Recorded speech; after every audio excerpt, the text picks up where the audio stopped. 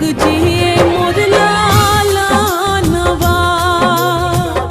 और जी करिले माई पूजिले चरणवा जुग जुग